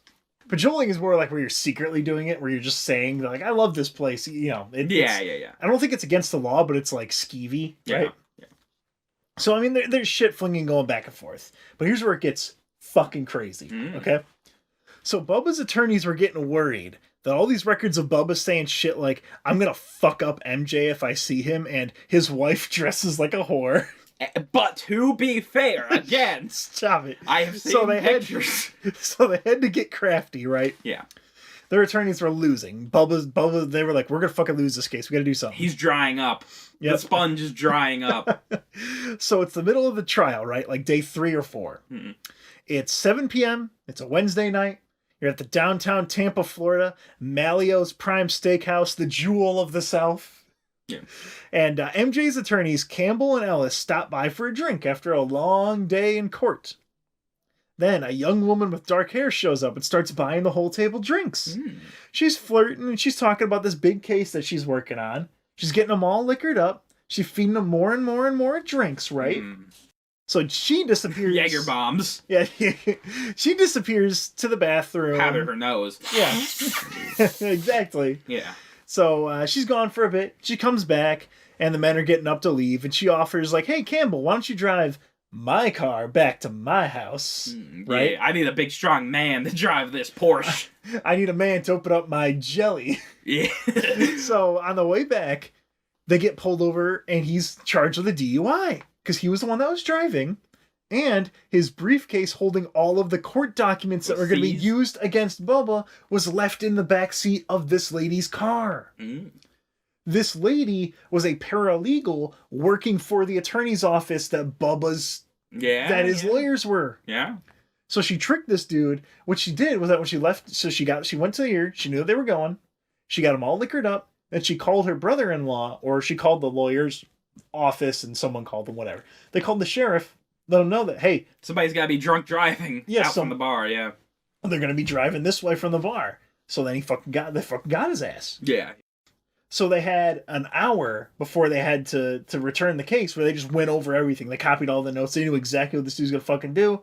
They gave the briefcase to like a taxi cab driver, so it was anonymously, and they couldn't prove that these guys ever looked at the court cases. Yeah, There's no proof. This lady was a paralegal for the company, but I mean, there's no proof they ever looked in the briefcase, but they absolutely did. Oh no, so it's not illegal to look at papers. What if I have papers here? It's a mistrial to do it. Okay. If I have papers here saying that the U.S. government let the planes hit the towers, and I look at them and put them on the air, is that illegal? Well, a third of that is, yeah. So yes, Bubba won. The mistrial, the judge was like, I don't know why you did this. Be like, I'll look into the possibility of a mistrial after this case. Yeah. So I don't know what the fuck that's about. But Bubba took his victory in stride. He was very modest. You know, He decided to mail himself to Alaska in victory. He was chanting out, "We're gonna hang MJ in effigy. I'm gonna have the biggest MJ funeral in the streets. I have only just begun. Listen to the show tomorrow morning." Yeah, this guy hates Michael Jackson. Oh, he hates him. Yeah. So, Joe, go ahead and tell the Patrice O'Neal joke. Oh, before we go, because I want to talk about Nipplegate after this. Yeah, we'll wrap up the episode. Patrice... Unless you have some more goofs that you want to share really quick. Yeah. Well, Patrice had a good story where... This is Patrice O'Neal, really good comedian. He passed away in 2007, 2008? Yeah, something like that. Basically, he was big, and he had diabetes. He was probably going to die anyway, not from overeating. I mean, that just sounds like you're describing us. Well, yeah, we're radio men. We sit in chairs, and we eat. I mean, that's all we have. So he's driving from a gig. He was doing some stand-up. He's real tired, right? And he's like, oh boy, I gotta pull over. I am gonna fall asleep on the road. I'm gonna crash into a church or run over a child. I gotta pull over. Finds a McDonald's. He pulls into the parking lot, and he's sleeping for a bit. Basically, Patrice was always very aware of how he presented himself. He's a big 300-pound black guy. He makes himself very intimidating. So he looks over, and there's a little scrawny white businessman at his window, and he won't go away. They look at each other for about 30 seconds, and the guy won't go away. So Patrice rolls down the window, and he's like, hey, what you want? And the man says, it's cold out here. And Patrice, what? It's cold out here. He starts trying the door handle. He jiggles Patrice's door handle, and he's got the doors locked. And Patrice is like, well, I felt bad for this guy, but I can't let this cold man sleep in my car. Go inside. They've got coffee inside. Do you need $1 for the coffee? And the white man's like, okay. And he walks away very quickly and gets into a Subaru with a Christmas tree on the top of the car. And Patrice, he doesn't really know what to think, but then it hits him all at once. And he was like, this white businessman was gonna suck strange black dick and then go back to his family with a Christmas tree. There's a lot of really fucking funny jokes. Yeah. Patrice was, amazing. Basically, his whole thing was, he gave out, a lot of good relationship advice. They called him the Black Dr. Phil. And he was like, well, you listen to the white one, how about you give the black one a chance? And, his thing was basically, I will not allow a bitch to control me. That's not how you live your life, Joe. Well, no, he had a good life. But basically, no, he was with a chick for about 10 years. The only reason why she didn't leave. So she was in a relationship with him for about 10 years. He was in a relationship with her for about 2, he said. Oh.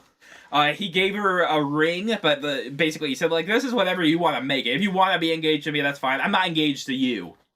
Okay. Yeah, and they did threesomes together. They were trying to find a second girlfriend. They were basically saying, we're looking for a girlfriend to come live with... Yeah. An Opie and Anthony listener. Which is a Big really Bertha from Ohio. Yeah, you got a really wide pool of diverse listeners for O&A. Overweight white men. It's mostly truckers, yes. It's a big trucker audience because you're just in the car. Yeah. Being a trucker... Oh, they gotta listen to this shit from the start of your day to the end of your day. You start at 6 a.m., you finish it at 7 a.m. the next day because you're high on meth. Yeah. Oh, I was gonna say, Jimmy Norton told a really good story about his childhood. Oh, boy. Jimmy Norton, which one was this? He was the third mic on O&A. Okay. Yeah, on Opie and Anthony. And basically, he and a young friend used to play a game called Monster Rain. Oh, no, that's where you got this from? Yeah. Tell them go ahead. Yeah, so... I'm hiding my face in shame right now for those who can't see me. This is okay. So Jimmy and his friend would yell, one of them would yell out, oh no, Monster Rain's coming. And they would hide under the porch to make sure that none of the Monster Rain got on each other, and they would suck each other's penises. Joe, do you wish you could have played Monster Rain? I had no one to play Monster Rain with. I told this story on the podcast before, but I have a somewhat similar story. This was when I lived in Grand Ridge, the same city you live in. Mm-hmm. I was very young. I was 6 or 7 years old, and I would go through my backyard and visit my friend Brandon. And what we would do is that I was the Monster Rain. Mm-hmm. Because he had... You were the Monster Rainer. I was a Monster Rainist. Mm. He had a bunch of windows, fresh windows. I don't know if you've ever even heard this story, Joe. No, I don't know. His dad was fixing up the house. He was adding a second story. He was putting in all brand new windows. Mm. So I had all these fresh windows just sitting on the ground. Yeah. And I had some cool WWF wrestling action figures. Yeah. So what we decided to do is we decided to make the Reign of Pain, right? Yeah, the So ring. he The squared told me- circle. He told me he didn't want to do it, but I just did it anyway. I was 100% at fault for this, okay? He sucked his penis next to the wrestling figures. No. Okay. What I did was I just took the wrestling figures and I was making them like fight, and then I just threw them as hard as I could through every single pane of glass.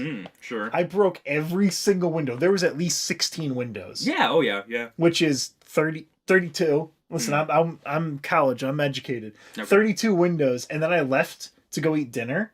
And I never went back, and I assume he killed that child because that was that was probably $2,000 worth of windows. Yeah. And then his slow in the mind boy What's wrong with the goddamn boy? That boy ain't right. I remember going in his house when it was unfinished, and we played Toy Soldiers. That's not a euphemism for Monster Rain. Oh, okay, yeah. You would unzip your pants and the toy soldiers would come out, the platoon, the whole gang of the platoon would come out to make sure that rain wasn't coming. No, we played and then like they would go in the cave system, the drippy cave system. I'll fucking kill you. Well, I'm saying a game you could play as a child. We played it was like Toy Soldiers on the Nintendo 64, Joe. Okay. And then you would also play Conker's Bad Fur Day on the 64, and then you would get inspiration from Conker to suck each other's penises. I understand how the game goes. All right, Joe. Yeah. You know what I understand, though? What's that? What? Nipplegate. Ooh. Okay. So, this is what killed the Shock Jocks. So, at the 2004 Super Bowl halftime show, Justin Timberlake accidentally showed Janet Jackson's nipple for half a second. Yeah. Until they cut in horror. The boardroom it's like basically the opening of Dawn of the Dead, if you've ever seen that from the 70s. Like, there's just papers flying above. They're just screaming addresses that you need to go where the zombies aren't, but nobody knows if they're real. And they're just berating each other and yelling that the zombies are coming. Yeah. So, a bunch of Christian decency groups. Oh, yeah, horrific, yeah. They went fucking insane, right? Yeah. I think it was 500,000 decency reports were filed to the FCC. And I mean, every single one of these people, I'm pretty sure, 99% of them probably had nipples. You can never give 100%, but I mean... Well, some of their parents did blow torch off their nipples because they were so indecent that their child could not run around with nipples. It's like Cyberpunk 2077, where you just have the option to turn your nipples off. Why? Some people were offended by that? I guess. Yeah. But George W. Bush cracked down on indecency in broadcasting because of all the uproar about it. Yeah. So what they did... So before, if you fake slaughtered a pig on air, here's a $5,000 fine. Now that is a $50,000 fine. The maximum was multiplied by 10. Oh yeah. So you could charge, the FCC could fine a radio station way more to deter them from having nasty business, things that are indecent on the radio and that are publicly accessible. Well, right, yeah, Joe? basically for mentioning genitalia. That was the big issue. That was a big sticking point for the country.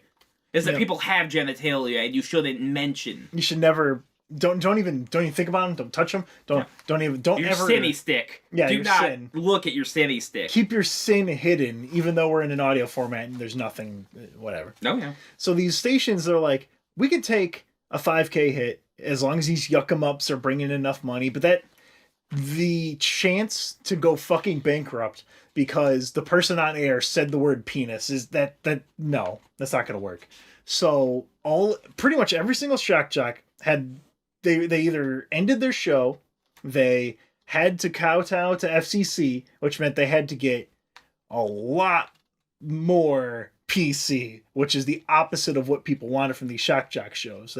They had to become the boring generic show that was on the air, or they did what Howard Stern did, which is they made the jump to satellite radio with. Oh yeah. I don't know if it was immediately with Sirius XM, but he went to satellite radio. Whoever the host was. Everybody just basically jumped ship to satellite. Who wasn't just like a local like nobody. Sirius basically paid for everybody to just move with them. Yeah. And I mean, this was a combination too that finished off these public Shock Jocks, because I mean, this was 2004, so I mean, this is different than the 80s. So sensibilities are already kind of starting to change after so many years of getting the Shock Jock. Yeah, fuck PC culture, fuck them. After that kind of got out of your system, a lot of these lower quality shows, like I mentioned before, people stopped kind of giving a shit. So this was like, okay, now we're done. all the good ones are gone, so we're done with Shock Jocks. It's gone. It's not a thing anymore. It's gone forever. Yeah. Until the future. Yeah. Well, yeah, I mean, O&A, basically, that was a radio show until about 2015. I think Ant got fired. Yeah. For pretty reasonable reasons, I think. Or was it Opie that got fired? No. Ant was... Opie also got fired, but he got fired. Opie got fired a year or two ago because he was filming one of his fat producers in the toilet. The Dr. Disrespect firing. Yeah. And then, yeah, Ant got fired because he was trying to photograph a black lady, and she, she called him out, and then, she went on, a racist rant, later, basically saying, these goddamn apes don't have souls. If I would have had my gun on me, I would have just started firing. Yeah, Jesus. It's bad. It's bad, yeah. That was a wake-up call to these fucking Shock Jocks. Yeah, so, yeah, Ant is not allowed back in the Sirius XM building. But anyway, so the other half of Shock Jocks were actually fine after this, though. These were the political Shock Jocks. Yeah. The outrage guys. Yeah. Alex Jones, Ben Shapiro, Rush Limbaugh, fucking Tucker Carlson.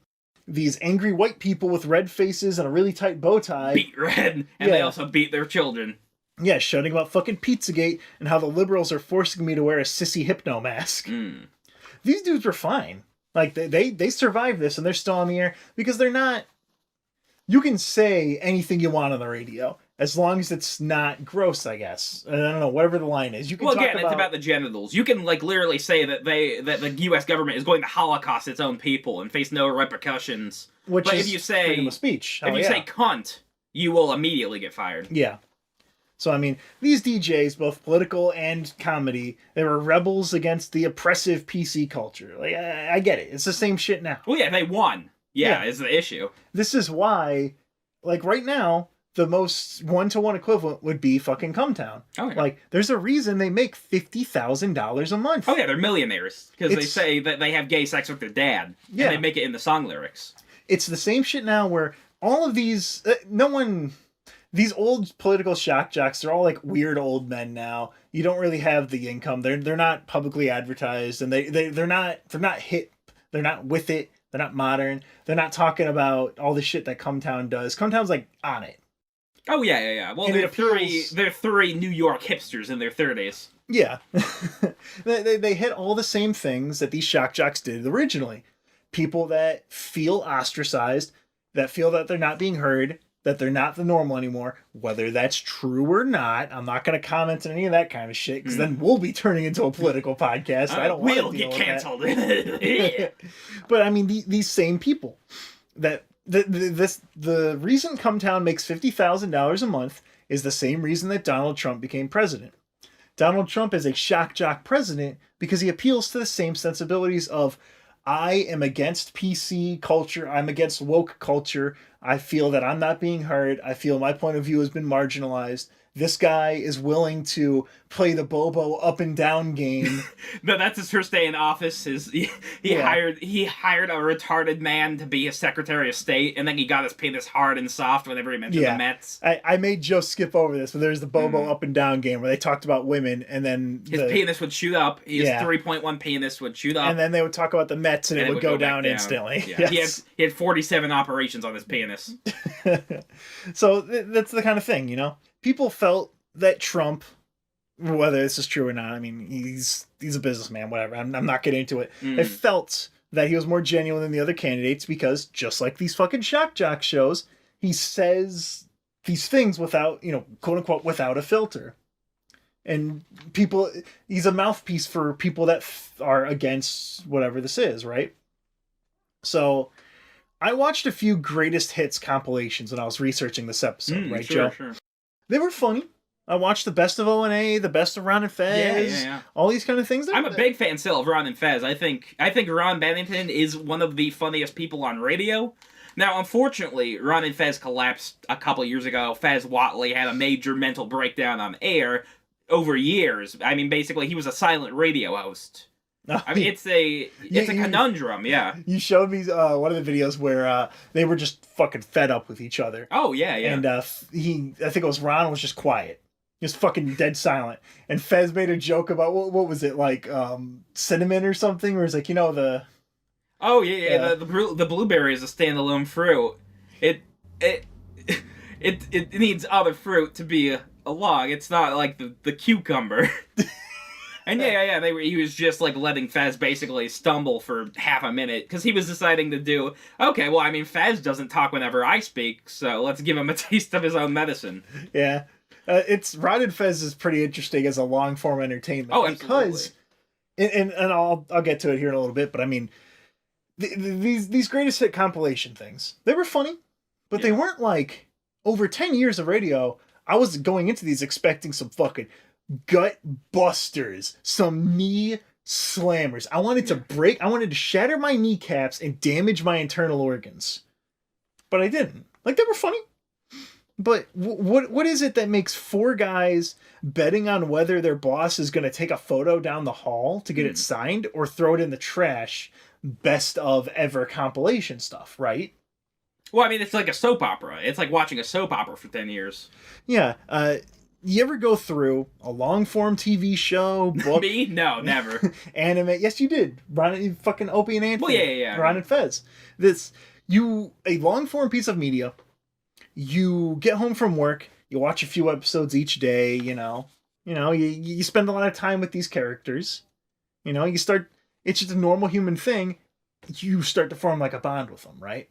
A parasocial bond. You're not literally with them, but you're spending hours of your day with these guys. Yeah. Well, no, the best thing is you can call into the radio station and just start shouting, Baba Booey, Baba Booey, linger longer. That from? That's from Howard Stern. Baba Booey, Baba Booey. Yeah, like what it was one of their like producers was like a big fan of animation cells.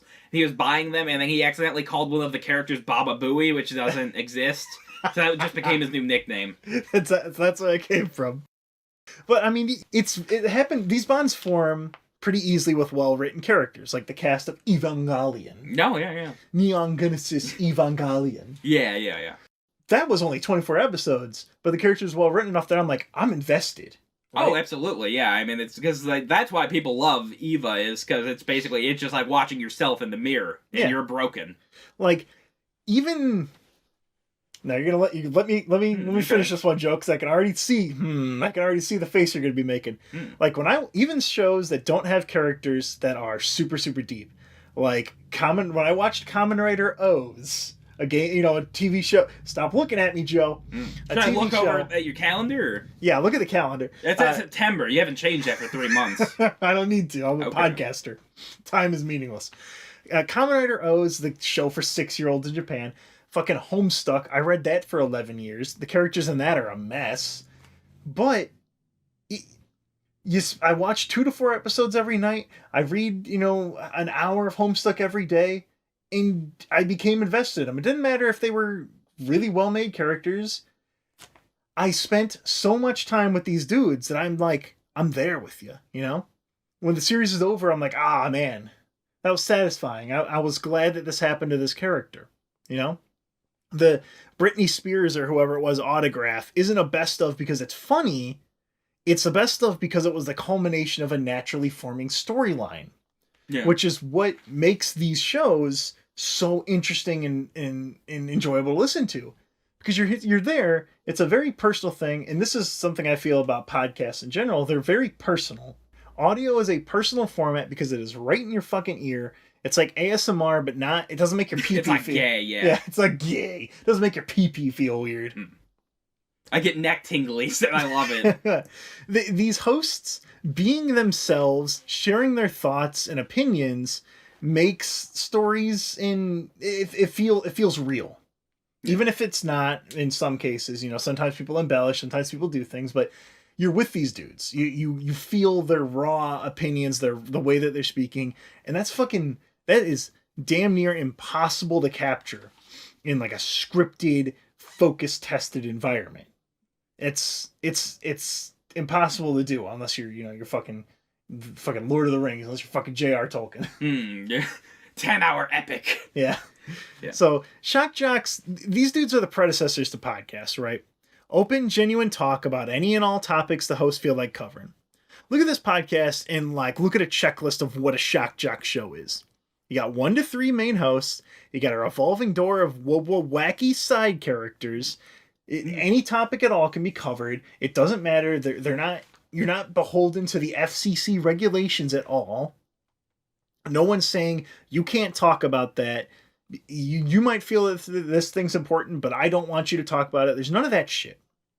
These Shock Jocks shows and now these podcasts are expressions of the greatest aspect of the United States of America, Joe. The fucking freedom of speech. Yeah. Right? Yeah. I'm glad that these Shock Jocks existed.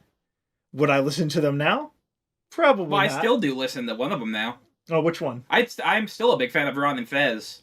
See, Ron and Fez is one of the better examples because they're not talking about poo-poo penis all the time. Yeah. Because, I mean, I could do, like, a whole podcast just about Ron and Fez, because what that was, Fez was like a closeted gay man who played a character of an openly gay man. And then his world was destroyed whenever he realized he was actually gay, and then the bit was no longer funny.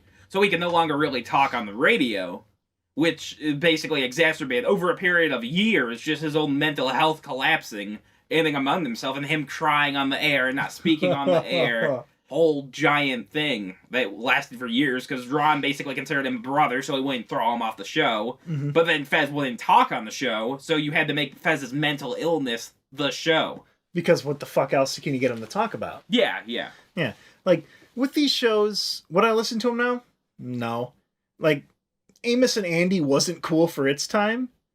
And it's not cool that, like, for one of these guys, they put up billboards of Britney Spears with her head shaved that said nut job underneath. Yeah. It's like, that's not cool. Like, that sounds pretty funny.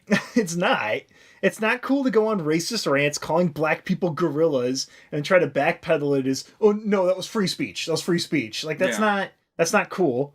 You're just an actual racist. Yeah. Well, do you want me to let you know where the O&A guys are now? Let me finish this thing. Oh, okay, and then you can. So these Shock Jocks, they were perfect to shake up the medium of radio and open up this rift once they were kicked off by the FCC that podcasts could fill. It's like how the British and Winston Churchill worked, right? Where we appreciate the work that you did, Winston Churchill. You know, you really did World War II or whatever. Or one. I think it's World War II. He was in Vietnam. Yeah. You were perfect Whatever. for the job, but you're a fucking asshole. You're a warmonger. Here's your trophy. Here's all your books. Here's your stuff. Get the fuck out. You're not going to be our fucking chancellor or whatever. I don't know. President? Yeah, I don't know. Half king? I don't know. You're not going to be our leader anymore because you're a fucking dickhead. You're an actual piece of shit. We appreciate what you did. You were the perfect man for the job. You did everything that we needed. It's like having the Punisher as part of the royal family. Exactly. You know, I'm glad I can listen to these audio programs, you know, just like these Shock Jock dudes. They're talking about the same thing, but not have to glaze over them being pessimistic, edgy fucking dickheads. Sure. They made this possible, and I'm very happy about that.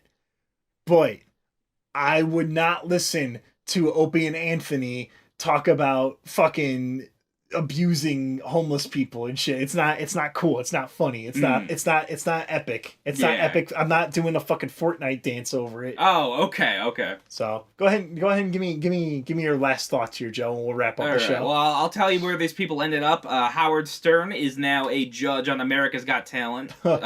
Basically, he just decided to go be like a host on like an ABC PG rated, I guess, reality show. A lot of these dudes. That's what he's up to now. Got TV shows. Tucker Carlson is on Fox. Rush Limbaugh was on Fox. Yeah. Entertainment picked up a lot of these. Like they had Howard Stern on them. A lot of these dudes got their own radio programs. You can go and listen to. I think it's for Anthony, because Opie and Anthony are no longer friends. No, that hasn't been a show in 5 years. Yeah, they broke the fuck up. Well, yeah, I mean, basically, Anthony admitted, like every single time he was, like, talking to Opie in private, like, he would have to walk on what they called Greg shells. Opie's real name is Greg Hughes. And basically, it was just walking on the eggshells that, like, because Opie would just be all bitchy and, like, yeah, just a pain to talk to. And, like, they used to be close personal friends in the very beginning, but then, like, Aunt got, like, a new girlfriend way back in the day, and Opie would just treat her like shit, so they stopped being friends, like, in actual life. They were just radio hosts. Yeah. And then, whenever Aunt got fired, he thought that Opie didn't go to bat for him, because he secretly wanted the show to basically end. And, yeah. But Aunt, he got fired and decided to do his own media empire. It's called the Compound Media. It's basically like a right-wing podcast platform that you pay for. Eastside Dave actually has a show on there. Oh, I'm sure his content's great. Yeah. Talking about the different textures and feeling of jam, jelly, and preserves. Yeah, peanut butter, yeah. I remember, I saw a clip of it, and he did actually jerk off Bobo. Oh, why? That's gross. Yeah. Well, I guess that's what you're paying for. Well, you're paying $10 a month for Compound Media, so you got to get your money out of it. And actually just announced a day or two ago that he got the Rona. He got COVID. Oh, shit. Yeah. And he's got to sell the Compound. He's going to sell the Compound, too? Yeah, it's not working? It's a home worth about, like, $2.9 million or something he bought it for. He's got it listed for, like, $3 million, so he's trying to make a cool $100,000. But nobody's bought it yet. Nobody's paid. Yeah. Opie ended up, basically, he was doing the Opie and Jim show, Jim Norton, but then Jim got sick of him. Jim hated Opie by the end of that. So now Jim does the Jim and Sam morning show. They got a producer named Primetime Sam Roberts. Okay. And they're doing a show together. Opie was doing a podcast, and nobody listened. And I think that stopped. I don't believe he has a podcast anymore. Yep. So these dudes, they either faded, they went on to the big times, and they kind of mellowed out, or they got their fucking the compound. They went to a compound with a bunch of guns. Yeah. Caught COVID. Yeah. Ron Bennington is currently doing the Bennington show on Sirius still. They're the only father and daughter radio pair in existence. That's kind of fun. Yeah. So he brought his daughter on. That actually sounds like it would be fun. Yeah. It's a little boring for my taste. I don't listen to Bennington, but Bennington is still funny. The man, not the show. And then Fez Whatley ended up going back to Tampa Bay, Florida. He's a private person now, but sometimes he still calls in.